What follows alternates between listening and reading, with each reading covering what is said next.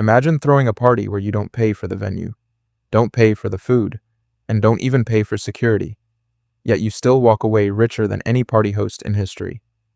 That's not a party, that's FIFA. And in the summer of 2026, it's about to have its biggest payday ever. Here's the number that should stop you cold. FIFA is projected to pull in somewhere between $11 and $13 billion from this single tournament cycle. That's more than Taylor Swift's Eras Tour and Beyoncé's Renaissance Tour combined, and those required hundreds of live shows across multiple years. The World Cup makes that much in 6 weeks. So, how does a sports tournament print that kind of money? 3 buckets, and understanding them explains almost everything about modern sports business. Bucket 1 is broadcasting, FIFA's biggest source of income, at roughly $4 billion, about a third of everything it earns. Fox paid close to $480 million for U.S. English language rights.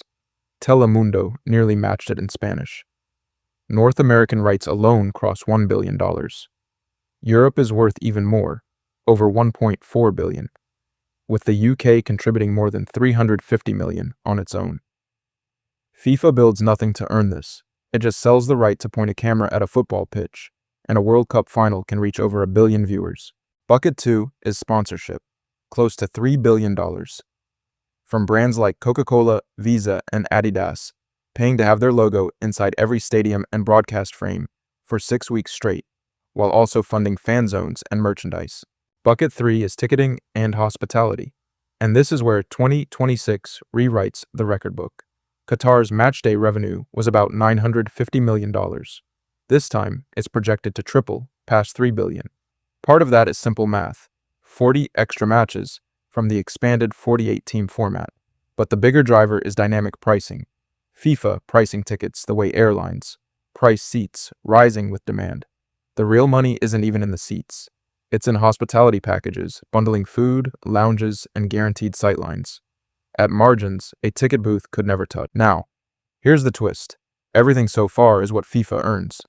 What separates 2026 from every World Cup before it is one word: stadiums. Brazil spent an estimated $11.6 billion in 2014 building them. Qatar spent an almost incomprehensible $220 billion in 2022.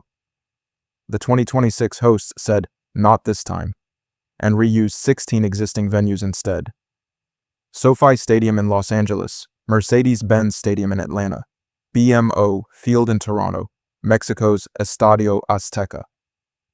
SoFi alone cost $5.5 billion to build, but that money was spent years before the World Cup was even awarded.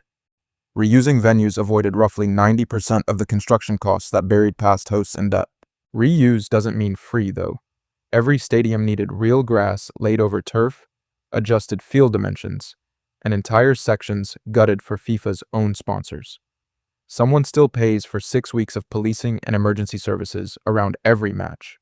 In Foxborough, Massachusetts, officials had to raise $7.8 million just for public safety around Gillette Stadium, covered by private backers because local taxpayers refused. Multiply that across 16 cities for 6 weeks, and you find the real bill hiding behind, "We didn't build anything new." So, what do host cities get back? Tourism, mostly. Roughly 6.5 million total attendees, including 2.6 million international visitors.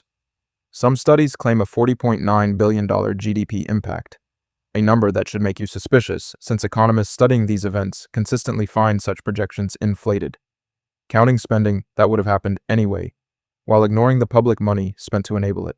That's the sentence that explains the whole system. FIFA's model is low cost, high revenue, it sells rights and keeps the profit.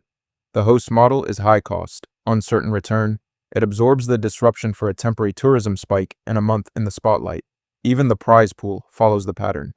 $871 million total, $50 million for the champion. A small slice of a pie FIFA controls the size of. But here's what that clean summary leaves out. Who actually foots the host side of the bill? Not FIFA. You, whether you buy a ticket or not. Before confirming host cities, FIFA required states to legislate sales tax exemptions on tickets. Missouri, Georgia, and Florida all complied. Georgia is giving up as much as $25 million in lost sales tax on Atlanta's matches. Florida, $7.4 million on Miami's. The same taxes that fund roads and schools on every Chiefs or Royals game night simply don't apply to World Cup tickets, or even resold ones. And the exemption goes further.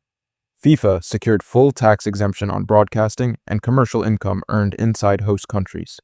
One analysis found host cities recover less than 15 cents in tax revenue for every dollar of economic activity the tournament generates. The rest leaks straight to Zurich.